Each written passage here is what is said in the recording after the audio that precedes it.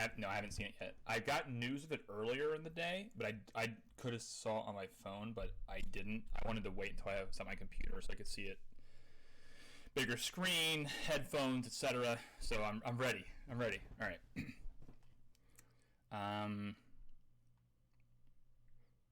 Guess we just go. Cero. Oh, it's gameplay. That makes sense. Oh, baby. This is the first FromSoft game I'm going to play at start. I'm really excited about it. All my plays so far have been...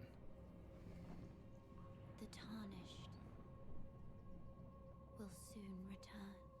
The Tarnished, Unkindled, got it. Oh my gosh. Grace, once lost. Dude, I love Ruins. I love Ruins. I don't know what it is about him, but look at that guy. Oh, there's so much to look at. Is broken to its core.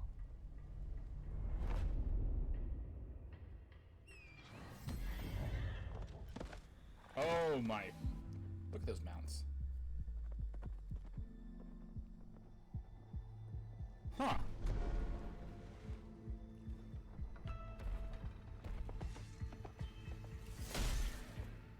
Foul Tarnished.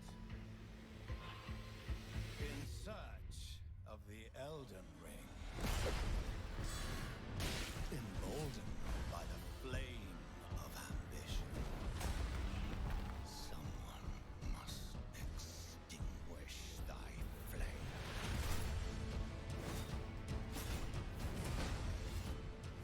They will fight, and they will die.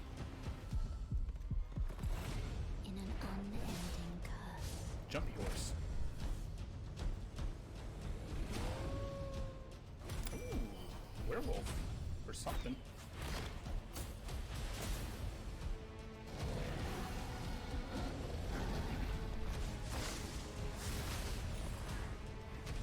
Uh-oh. Is a champion or a lord to be born. Well, a lowly Tarnished, playing as a lord, Looks nice. I command thee now.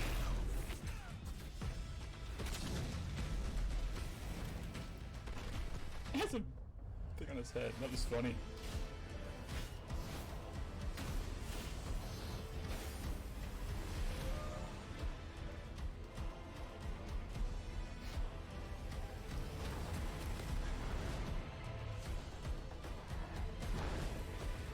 Brandish the Elden Ring. For all of us.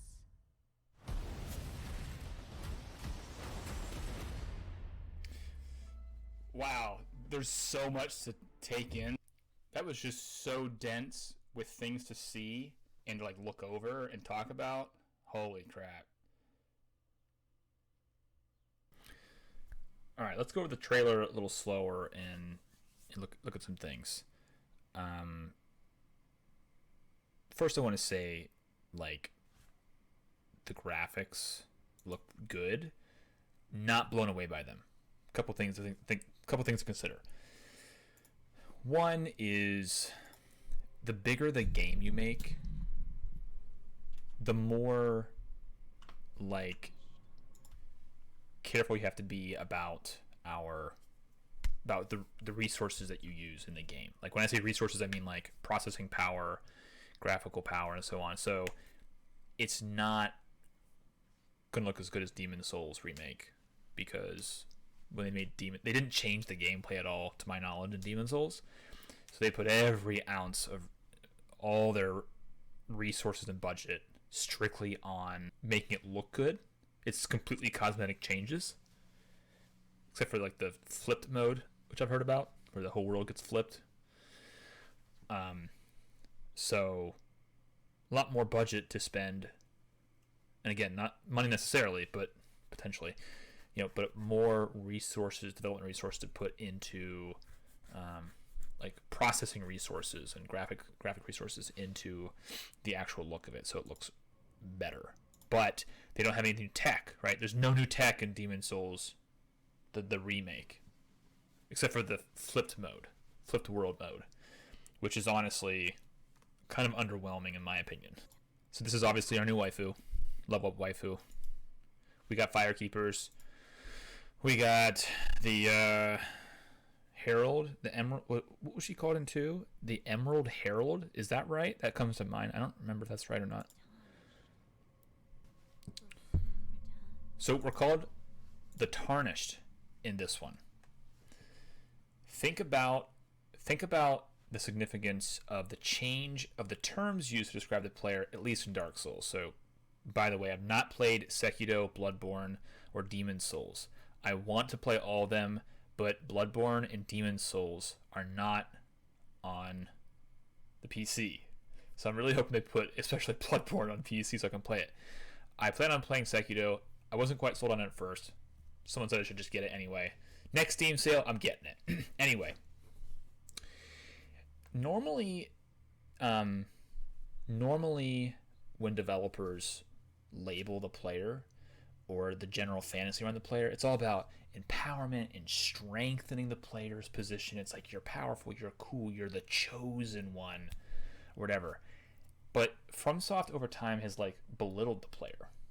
They kind of go the opposite in a lot of ways, and it really is the bosses and the lore and stuff, characters in the lore, that are actually the cool one, and you're kind of like this generic avatar in which you experience the world they generate and like the bosses and stuff and how you conquer the world. You got to conquer it eventually because it's a game, of course, but anyway, so they start out calling you chosen undead. It's kind of half and half thing. Chosen special, undead not so special.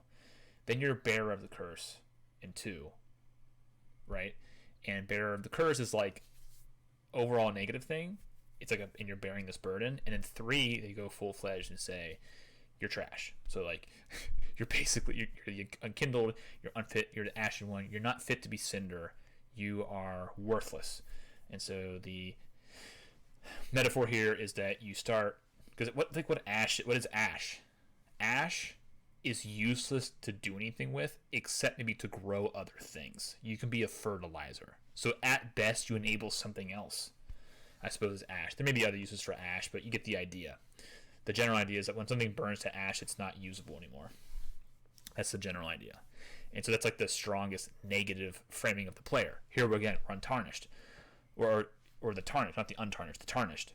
What does that mean? It's dirty, it's used, it's worn, it needs to be clean, it needs to be polished, it needs to be primed in order to attain some nobility or some purpose or value, right? And that priming will probably be us going through the game and becoming a lord.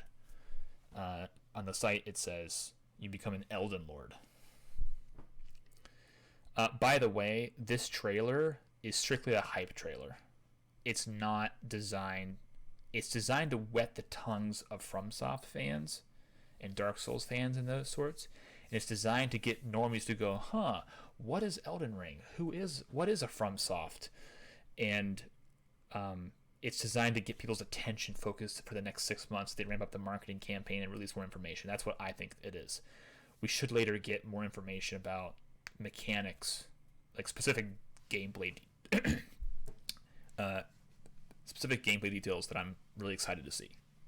That's what it's really all about. I don't really care about trailers anymore. As I've gotten older, I don't care about trailers anymore. Just show me your gameplay. What can I do? What decisions do I make? And so on. Where's the challenge at? What can I learn? That's it. Will soon return. So we're going to see... Okay. I really like this shot. And I'm super biased here because I love ruins. I don't know what it is. I just love going into dilapidated areas, and I'm gonna be all like, well, what's under this tree, and what's inside this little castle fort thing, and if I get on this rock, what happens? If I with the new open world tech they have, if I come marching down here and I walk into this area here, does a boss spawn, or does it notice me? Maybe there's some giant beast like walking out there, and he looks over and he growls and he comes running after me. That'd be amazing in this new game format. Think about Slave Knight Gale. Think about the arena sizes in the games as it went forward.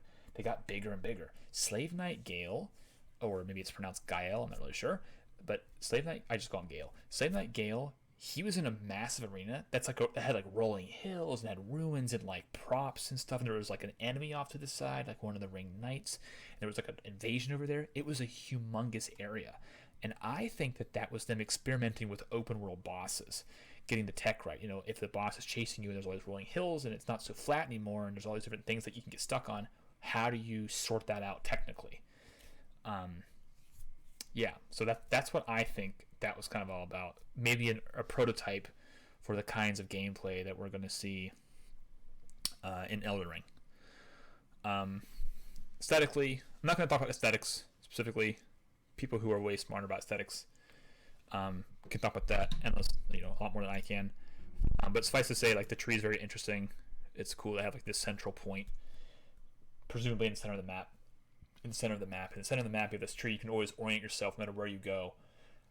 The tree is always some place that you can get back to, or like maybe you'll like, oh, I recognize this branch right here. This is the thick branch that comes out the side. So my castle is always to the left of that, or whatever. That's kind of a smart thing. They kind of do that in Breath of the Wild with the center castle and like Ganon like swarming around like a ghost or whatever. So that's pretty smart. And another thing too is I really like how, I just said I wouldn't talk about aesthetics, but here we go. I really like how FromSoft holds weight in their architecture. So I had this like distinct moment in my mind when I first played the DLC for Dark Souls 2, because as we all know, that Dark Souls 2 had a troubled development cycle, and it struggled a lot. But the DLC, Miyazaki was involved, and they really put like their best foot forward. And when you first walk into just the very first area in the Sunken Crown DLC, there's this weight shift and how like the pillars are holding and like the collapsing area. It's before you even get into the open area where you hear the dragon breathing and stuff, Sin, the poisony guy. Just seeing that alone, that weight shift, those pillars and stuff, I knew that it was like gonna be good. And it's my favorite area in the game. That's my favorite area in Dark Souls 2 is the Sunken Crown DLC. I think it looks the best. There are other good looking areas, but I think it's my favorite way it looks. I like the enemy variety. I like the little prayer tower mechanics. It's just enough complexity to not be annoying, but it's interesting it makes you think about how you're going to move around in the environment. Anyway, a lot of good things to say about that. So the way they hold their weight and their structures, I've always think is really has always been very good. I think ruins, lots of fun things to explore. Can't wait. Guided by grace, once lost. The golden So here's something right here, right? Well, actually, let's go back a little bit here. Not go too fast. Things I missed. The gold. I just literally missed it as I was reading that. Little guy here. Got a symbol here. Type of clan or a covenant or worshiping the Moon Lord or whatever it is. That's interesting here. Here's an interesting thing right here. There's this like ghostly image of like a pillar with like this long fabric hanging off of what it looks like. This might be a PvP element. Maybe if you conquer this area as Tribe A or some other tribe, you erect this thing and that like notes your victory, or maybe it's like a fortification mechanic. If players bring resources to this area, then the current tribe that owns it, it gets this other function. But there's definitely a ghost-like image here of something that looks like a structure that could be built or maintained or whatever. Again, a lot of interesting scenery here. The way this looks reminds me of like the tree, the giant hollow tree you fight the demon prince in the Dark Souls 3 DLC. For the record, the Dreg Heap is my favorite area in Dark Souls 3. I think it's the coolest looking area. Hence, I'm a big fan of Ruins, so it's kind of no-brainer there. Very interesting area. Let's go back here. Hold on. Going a little too fast. The golden order is broken. This is interesting. Obviously, we've got interesting things here. Elden Ring type symbolism. It's not exactly the Elden Ring symbol.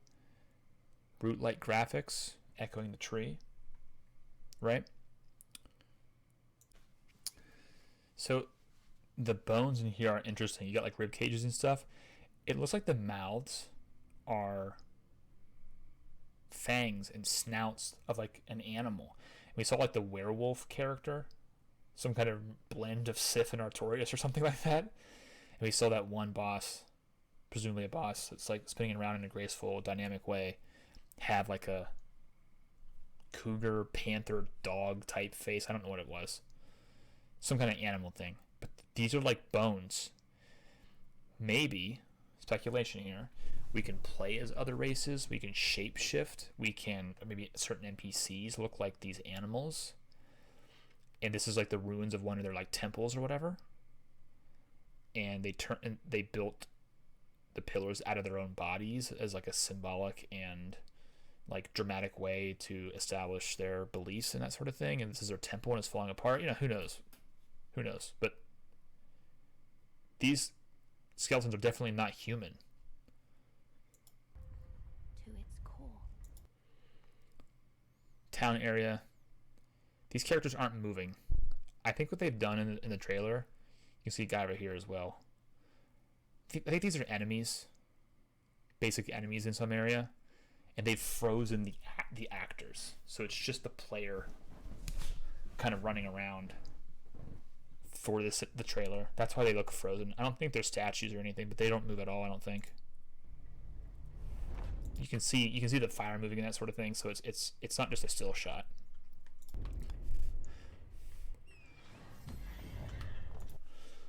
A lot of speculation here, but got the mount. Not much to say here. Potentially goodies we can pick up. I personally hope they expand the consumable system a lot. This is going to be an unpopular opinion. I'm over the flasks. So the flask, a flask system is anything that you get like 10 to 20 of them. It's a quick action, and you chunk your health way up. I'm not saying that's a bad mechanic, but I'm okay with it being substituted with something else or complemented with something else. It doesn't have to always be the flask. And the flask is like that's like in every one of their games or something like the flask. So I'm hoping they expand consumables. I kind of like what they did in Dark Souls 2, but I would say like temper the amount that you can carry. I don't want to carry. It's not cool to carry like 1 million of everything. I think they should have like limited amount of stuff you can carry to make decisions when you're at a checkpoint. Those strategical decisions, like I'm going into, I'm going to go from here to here. I'm going to have challenges A, B, and C. What am I bringing with me? Do I want these? Do I want green blossoms? Do I want life gems? Do I want this other thing? Like, what is it I'm taking? What kind of spells? I like those decisions of, before I set off on my adventure, what am I bringing with me to give myself an edge on the threats or potential dangers I may see?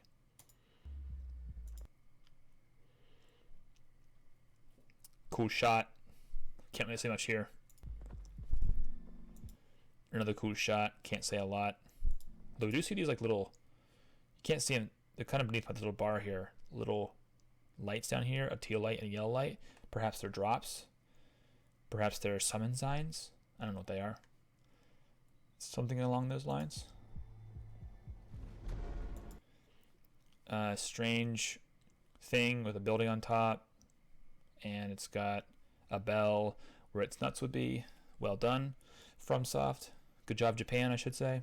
It's really big. Look how tiny the player is on the mount. It's really, really big. But you can get on top of that thing, right? Maybe it moves around. Different parts, if it's different locations, different effects, different time of day, different seasons. They have seasons. I think they have seasons, right? Seasons and time of day. I love day and night cycles, by the way. Huge fan of day and night cycles. Just adds a lot of flavor. Bell, probably symbolic in some way. Maybe it's just to help you identify where the thing is. But the bell was an important aspect of the lore in Dark Souls 3, so and 2 or 1 as well. Enslaved giants, pretty brutal stuff, right? They're gutted. They're not dead, so they're hollowed. A tree-like curse or something, right? Whatever this is on them.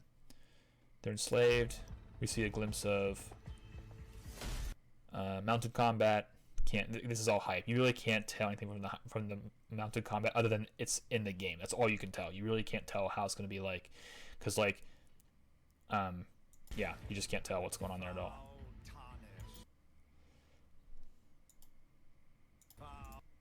Foul Tarnished. Um,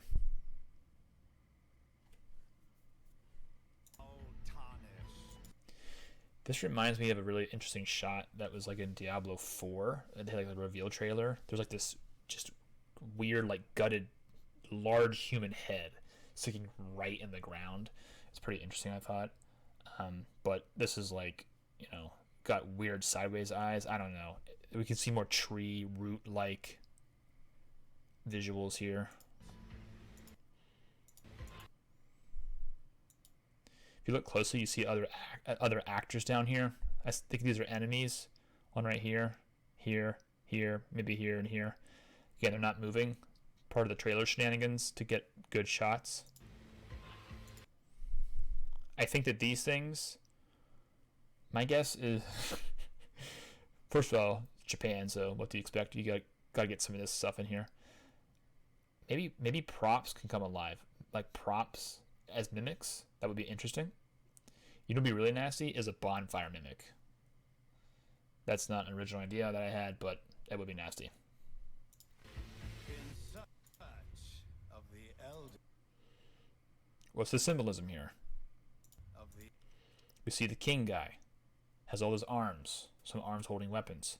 This guy has multiple arms. He also has a crown. Maybe this is like a failed lord, right? Maybe the arms represent power. Weapons represent power. Arms represent the ability to attain power. But the fact that you have multiple arms is a mutation, hence a perversion of said power. And we're not going to get multiple arms. Maybe, I assume. Which means that we're going to not perverse the use of the power. So, there's some spitballing for you. Elden Ring. That was a charged heavy. This is a charged one-handed heavy attack. Elden Ring. And they cut to a different shot where he's blocking with his sword.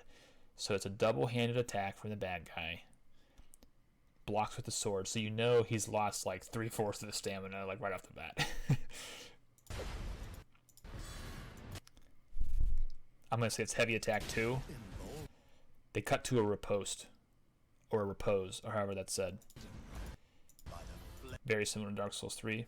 It looks good. Even though it's like a reused animation, most likely, with some slight touch-up, it looks good.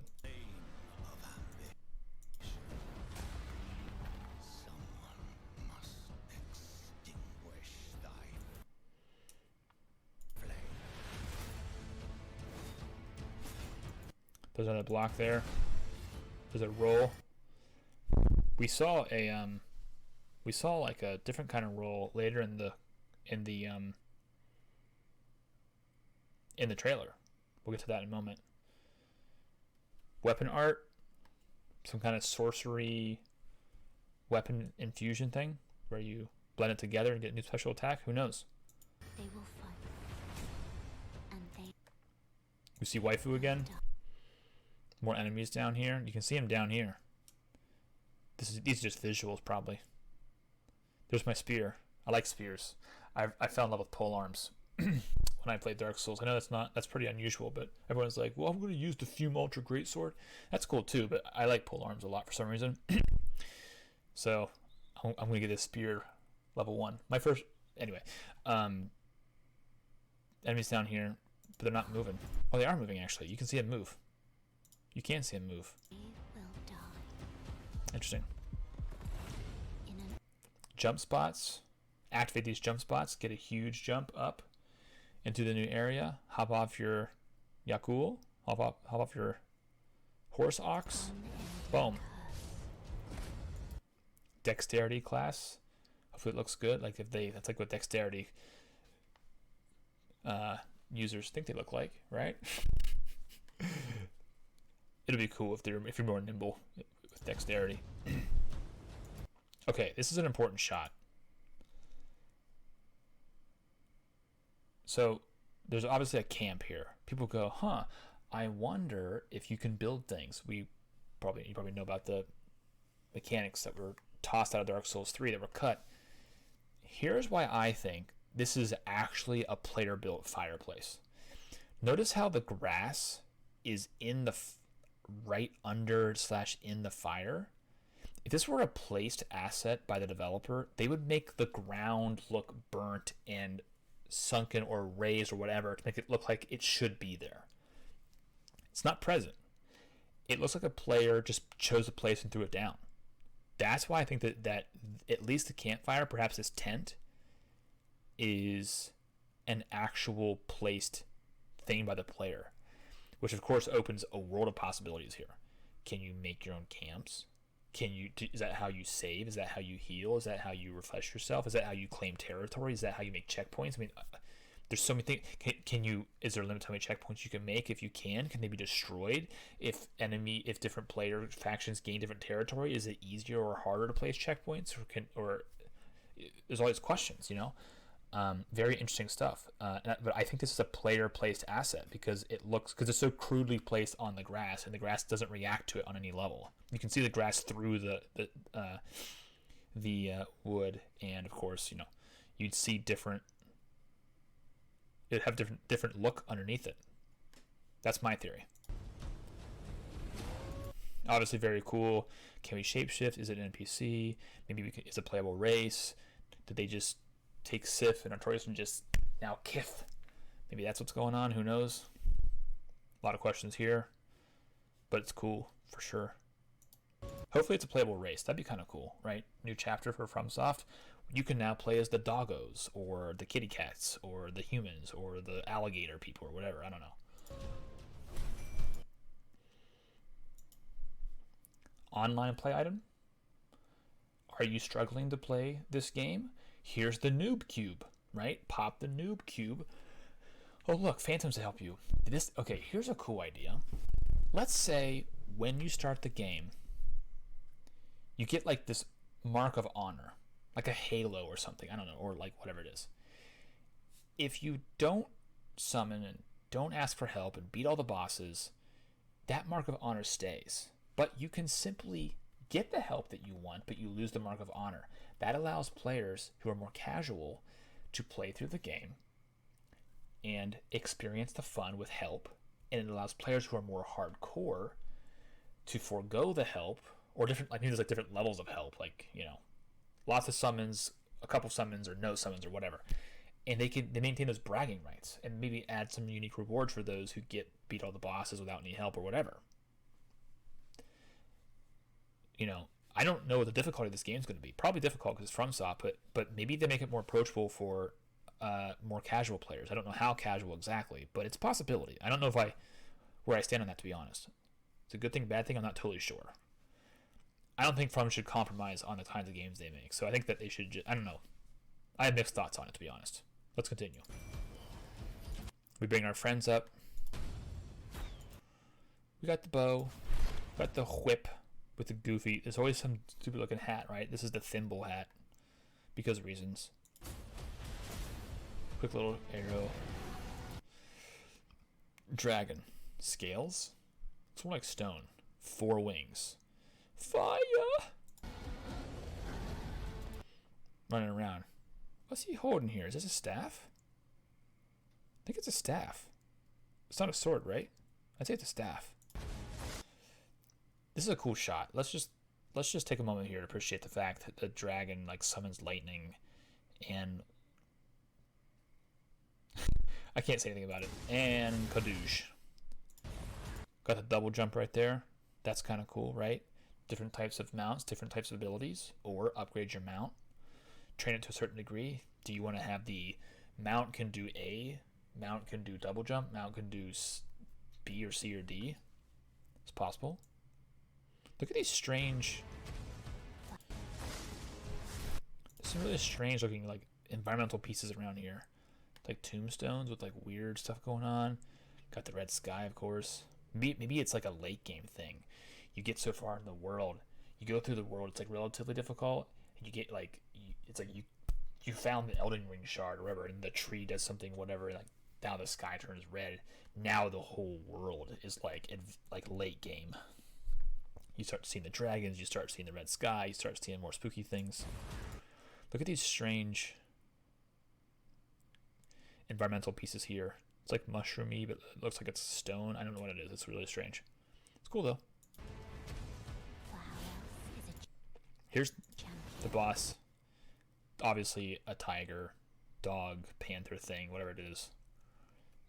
Echoing the previously seen possible race. So if maybe this is like a dissenting character from that area. We see those bones again too in the background. Maybe that's a boss fight area. I'd say it's a boss fight area. That's got the floating pieces in those areas that we saw before, right? We also see a sidestep here. Players get hit by the wave of doom. Shimmy to the right. Very similar to the quick step animation in Dark Souls 3.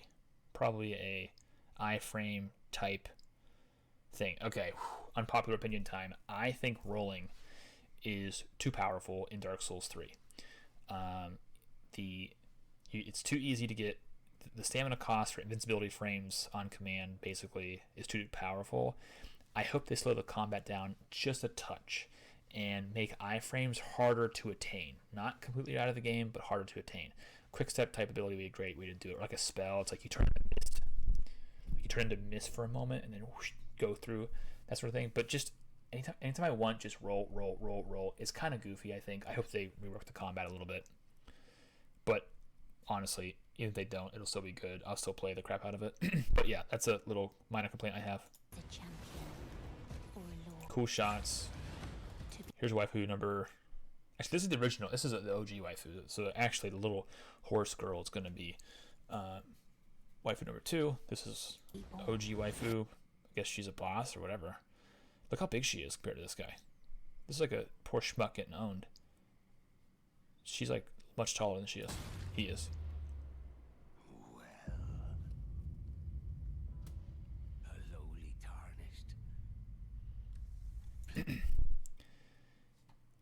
Let's just take a moment here. This is a very cool design.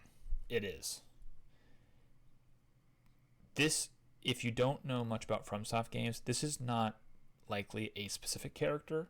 What they tend to do is they pick like one set of armor in the game as the flagship set of armor, so to speak. So like, it was like the elite set in Dark Souls 1. Then it was like I think it's pronounced Faram or whatever, set in Dark Souls 2. And they used the Soul of Cinder, which is actually a boss, in Dark Souls 3.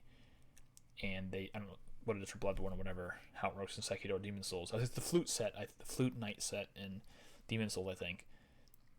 And it's just what they decide to use to show off the character that you can play as. But there's many other armor sets to pick from, so you're not going to be forced to play with this armor set or weapon. But I gotta say, like, it looks nice. This looks really freaking nice. And I like the fact that it's not overly Nordic, and they drew some subtle inspiration. Not terribly subtle, but it still has a knight. It's still a knight. It's very stylized knight. I like knights. So seeing the armor intact in general is good, and it looks nice.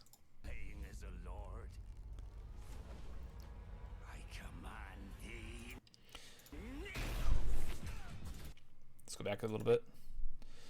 Working theory. Working symbolism theory. This is one such lord who's attained great power. The power is symbolized by how many weapons he has, but the mutation, the perversion of the power is symbolized by how many arms he has. That's not a proper use of the power. Since our character will not undergo such a transformation, we can properly use the power. That's this working theory I have on the symbolism of what we're seeing here. Very interesting. This could be like a Dark Wraith kind of character. Get some like blood barbed wire or something, or whatever it is. He pulls him in with the force, his little dark hand, whatever it is. Scary stuff, Stylized attack. There's a ton of action shots here. This is gonna be hard to parse, but we get pulled in, we get slammed. Different. I didn't notice this before. Different kind of dragon. got a nice shot right here. It's not the stony dragon we saw before. Different markings on its different horns and stuff. I think it's different. I assume it is. Yeah, it's only got 2 sets of wings, or 1 set of wings, right? Different dragon type. That's cool. I mean, I'm okay with that. You can see like fur and like more spikes on his back. Same dragon, I assume. This is goofy time. This is just goofy time right here. This is, you know, mini smile with flaming Cheerio bowl. I don't know what it is. This kind of stuff is like, I don't know how I feel about this kind of stuff. It kind of like ruins the fantasy for me because it just looks so goofy, but it's also like enjoyable at the same time. So I don't know. I'm like, it's neither here nor there for me. But it's like I expect this sort of thing because it's a Japanese game. Here we have Yorm's cousin. He went away for a long trip and we found him. Grand Cathedral. Not much to say here. Got the Aurora Borealis, or however it's pronounced, effect here, reminiscent of Honor Londo or Irithyll and that sort of thing. It's just cool stuff, but not much to say about it other than just look at it and be like, wow. So there we go, wow. Bit of a stealth move here. Goofy AF face piece. Some kind of mage. Not sure what else to say here. Soulstream 2.0.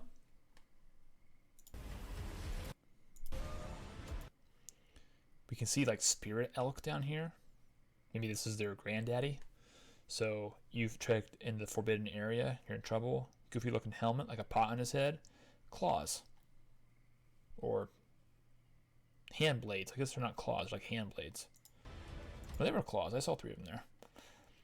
Covenant NPC, I'm guessing. I don't know who these are. A queen, one of the queens. This may be the king that we fight who's like, I command you kneel. Maybe that's that guy before he went cray cray. And this guy's protecting the queen at all costs because he went cray cray. Notice the hook here. It's really hard to see. There's a hook on his shield. Certain sword, big shield, wing-like blades on his helmet. Because there's another shot that we'll see later. It's the angel character. This is who knows what this is? This is just some weird shot they put in there. Okay, hand monster. Remember back, if you will, in the profane capital of Dark Souls 3. I know I said Drake was my favorite. Maybe profane capital is. I don't know. It's a really good looking place. It's a sin. It was as short as it was. There were these monsters called Monstrosity of Sin. They were like a hand for like a head, a big stony like body, and the hand had like a mouth hole right in the center, and it was lined with teeth on the inside. It would like try to pull things into the mouth hole, and it also had hands and feet and crawl around. They were really hard to kill. They were really cool. Prototype enemy for this freaking thing. That's what I'm thinking.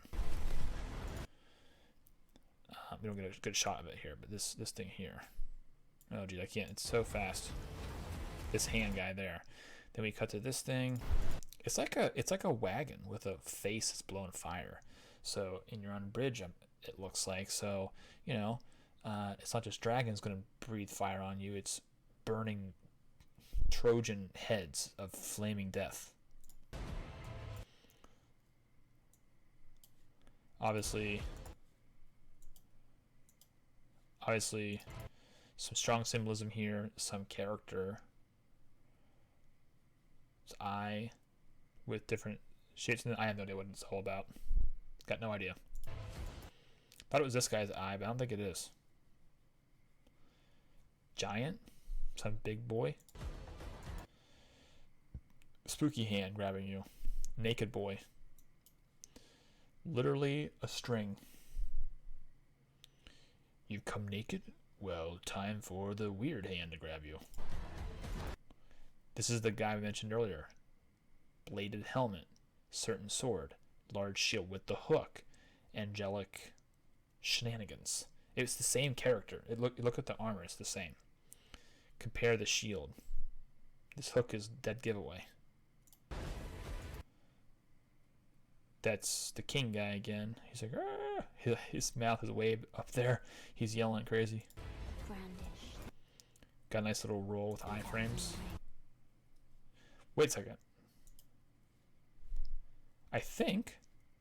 The Elden. No, never mind. I thought it was a roll sideways, but it wasn't. He rolled forward. I hope we can do this in the game. I hope we can do like proper jump attacks. That would be cool. Epic shot. Boom. Oh my gosh. This head looks small because this looks big. But compare the head of this character here to this here. It's actually a really big head. And again, size is used a lot in these kinds of games. Represent divinity or power or authority or whatever. In this case, it represents power because he's a boss and he's in, you know, and so on. That's it. For all of us. For all of us. Oh yeah, we got one more shot here actually. This looks like a CGI shot to me, but I'm not quite sure. I can see some hard edges here. Maybe it's not a CGI shot. I don't really know. It's got a lot of stuff going on there. A lot of camera effects though. It appears this is a dragon's mouth. Like he like took off like the part of the neck and like the mouth of a dragon. And this kind of reinforces this theory I have of like the perverse use of power and this kind of mutation that's happening. He's just like trying to acquire more and more weaponry and power and authority without like the proper tempering of said power and like the proper nobility to use the power and so on. So that's my running theory at least. That's it.